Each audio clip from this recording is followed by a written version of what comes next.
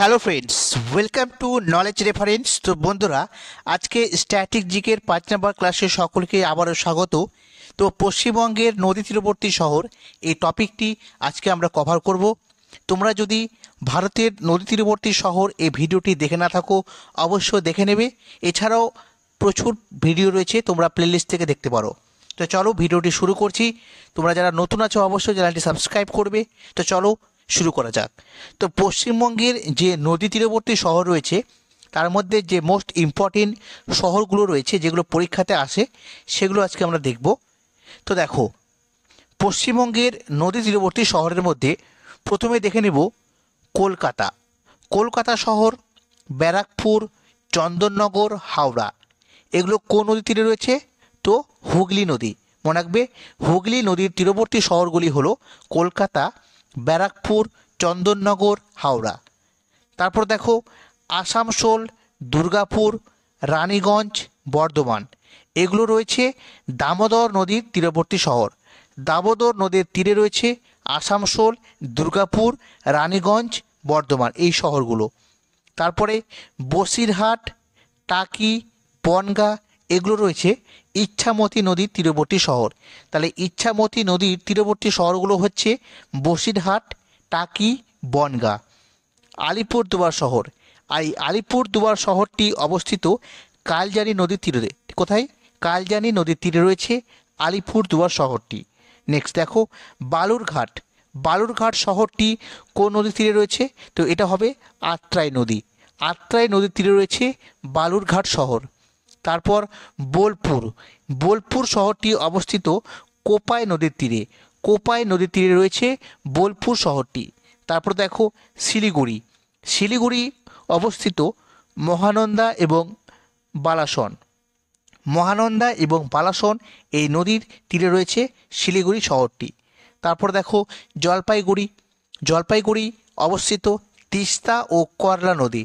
তিস্তা ও করলা নদীর তীরে রয়েছে জলপাইগুড়ি শহর। কোচবিহার। কোচবিহার রয়েছে তোরসা নদীর তীরে। ধূপগড়।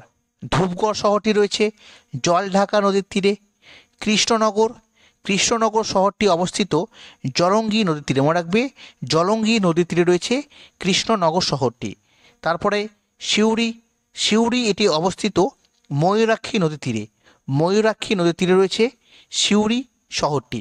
তারপর দেখো তমলুক, কোলাঘাট, এগুলো রয়েছে রূপনারায়ণ নদীর তীরবর্তী শহর। রূপনারায়ণ নদীর তীরবর্তী শহর হচ্ছে তমলুক, কোলাঘাট। তারপর ভাগীরথী নদীর তীরে কী রয়েছে? মুর্শিদাবাদ। ঠিক আছে, মুর্শিদাবাদ বা যদি বলা হয় বহরমপুর, বহরমপুর মুর্শিদাবাদে রয়েছে। তাহলে বহরমপুর এবং মুর্শিদাবাদ এই শহর দুটি রয়েছে ভাগীরথী নদীর তীরে। তারপর দেখো বাঁকুড়া। এই বাঁকুড়া শহরটি রয়েছে গন্ধেশ্বরী এবং ধলকিশোর। গন্ধেশ্বরী ও ধলকিশোর নদীর তীরে রয়েছে বাঁকুড়া। পুরুলিয়া ও মেদিনীপুর। পুরুলিয়া এবং মেদিনীপুর এটা অবস্থিত হচ্ছে কংসাবতী নদীর তীরে। কোথায়? না কংসাবতী নদীর তীরে। তারপরে মালদা শহরটি অবস্থিত মহানন্দা নদীর তীরে। কোথায়? মহানন্দা নদীর তীরে অবস্থিত মালদা শহরটি। তারপর হলদিয়া। এই হলদিয়া শহরটি অবস্থিত হলদি নদীর তীরে। কালিম্পং। এই কালিম্পং শহরটি অবস্থিত তিস্তা নদীর তীরে। ক্যানিং। ক্যানিং অবস্থিত মাতলা নদীর তীরে। কোথায়? মাতলা নদীর তীরবর্তী শহর হচ্ছে ক্যানিং। তারপর শান্তিনিকেতন। শান্তিনিকেতন এটা অবস্থিত অজয় নদীর তীরে। ঠিক আছে, অজয় নদীর তীরে অবস্থিত শান্তিনিকেতন। তারপর দেখো তারাপীঠ। এই তারাপীঠ অবস্থিত দ্বারকা নদীর তীরে। কোথায়? না দ্বারকা নদীর তীরে অবস্থিত তারাপীঠ।